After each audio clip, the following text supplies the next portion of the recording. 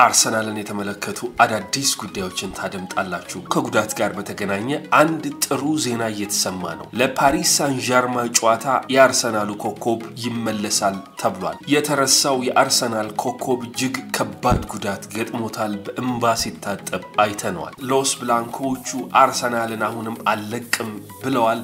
ኮከባቸውን ካልወሰድን እያሉ ነው የሚገኙት። የቀድሞ የማንቸስተር ዩናይትድ ተጫዋች መድፈኞቹን በተመለከተ አንገቱን እንቃርጉትም ቢሆን አስገራሚ ያድናቆት አስተያየቱን ሰጥቷል።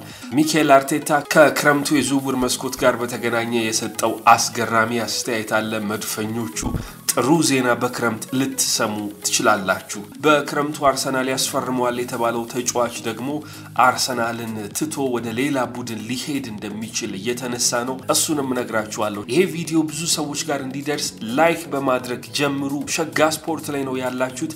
ሁላችሁም ሰብስክራይብ በማድረግ እንድታግዙን እንጠይቃለን። በቀጥታ ወደ ጉዳዮቹ እንገባለን።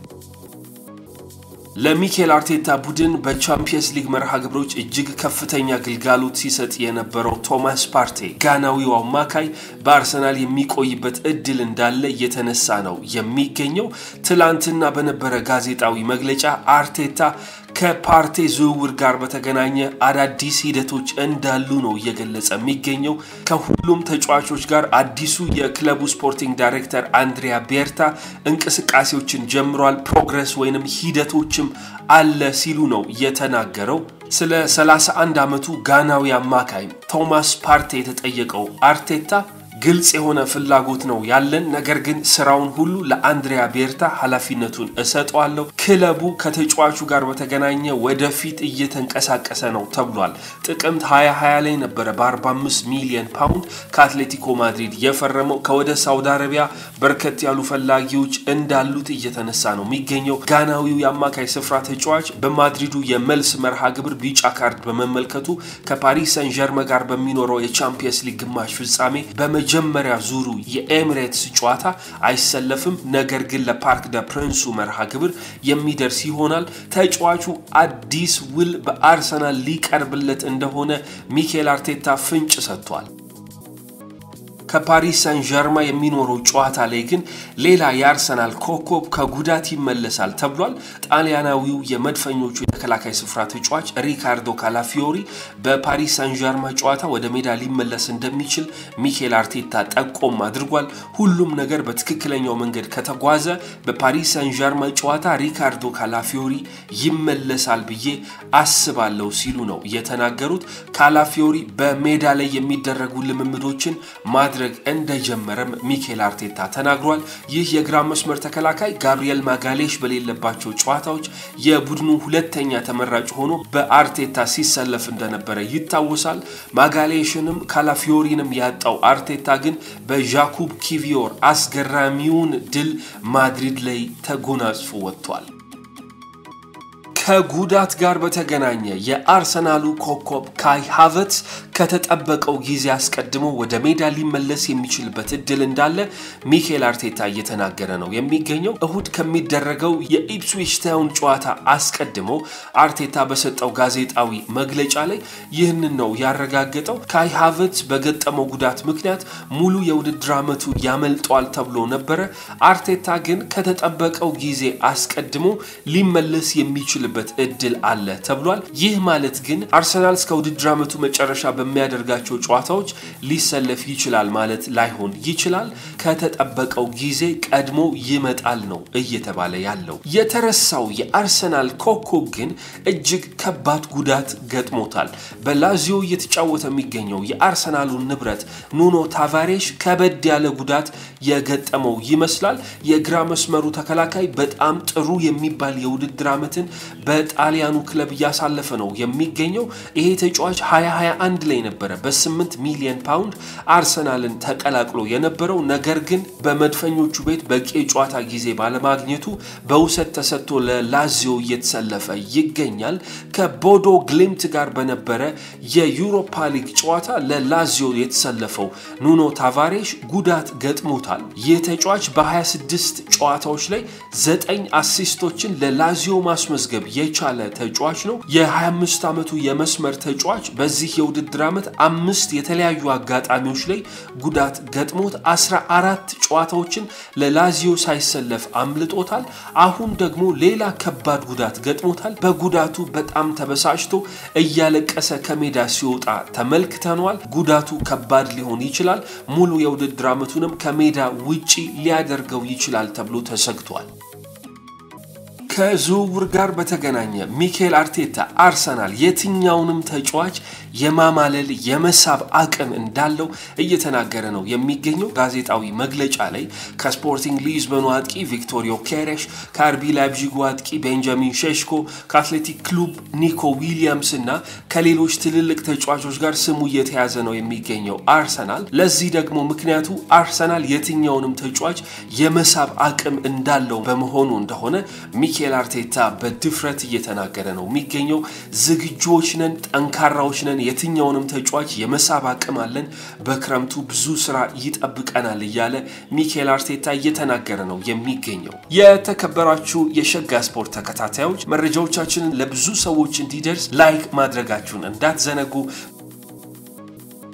በክረምቱ ሚኬል አርቴታና አንድሪያ ቤርታ በጣም ከፍ ያለ ድጋፍ ከአርሰናል አመራሮች እንደሚደረግላቸው ቢገለጽም የአርሰናል ዋነኛ የዝውውር ታርጌት የሆነው የአማካይ ስፍራ ተጫዋቹ ማርቲን ዙቢሜንዲ ግን ክለቡን ላይመርጥ እንደሚችል እየተነሳ ነው የሚገኘው።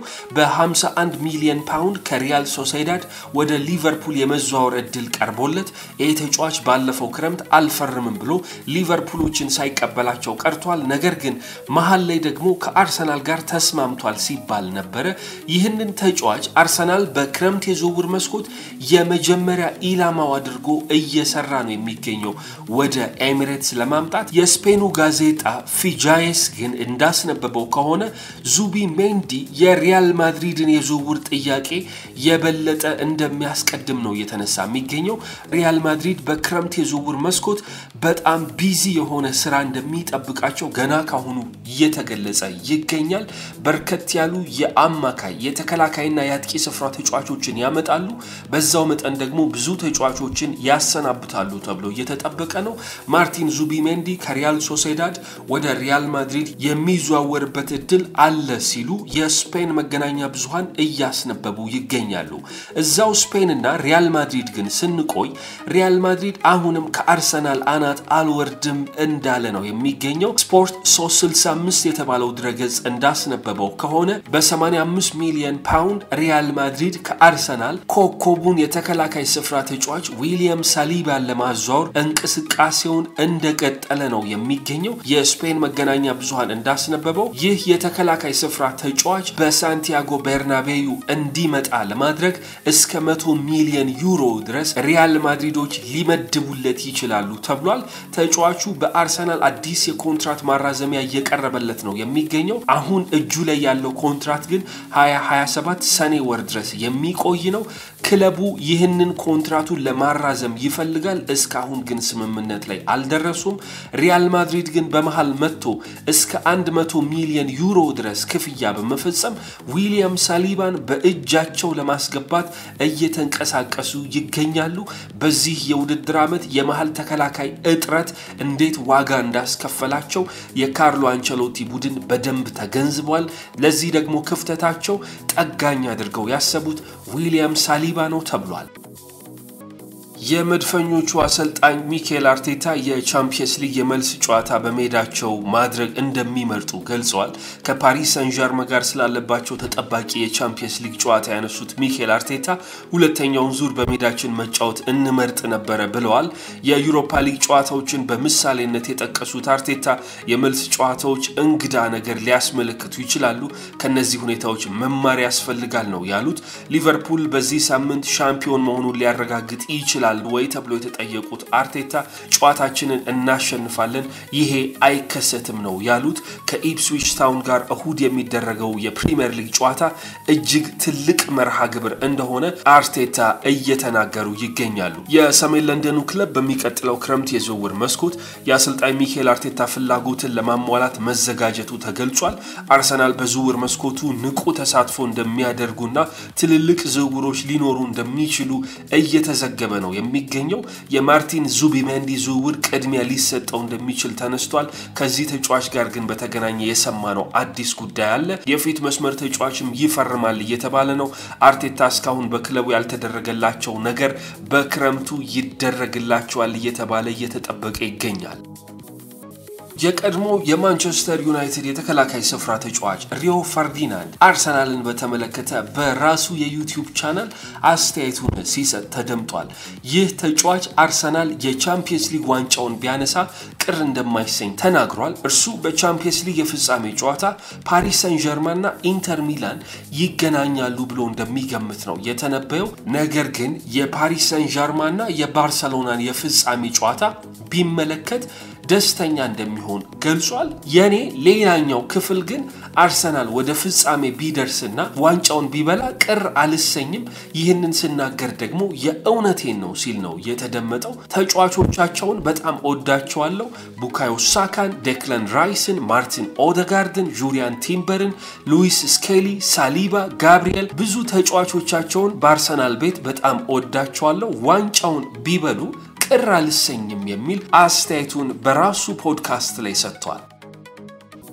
በመጨረሻም የዘ አትሌቲኩ ዝነኛ ጋዜጠኛ ዴቪድ ኦርነስቴን አርሰናል የኬሊያን ኤምባፔና የኔይማር ድብልቅ ነው እየተባለ የሚደነቀውን ሁጎ ኤኪቲኬን ለማዛወር በክረምቱ እንቅስቃሴ ሊጀምር እንደሚችል እየተነሳ ነው የሚገኘው። ጋብሪኤል ጄሱስ እና ካይ ሃቨርትስን በአጥቂ ስፍራ ላይ ያጣው ቡድኑ በጣም ተቸግረው ተመልክተናል።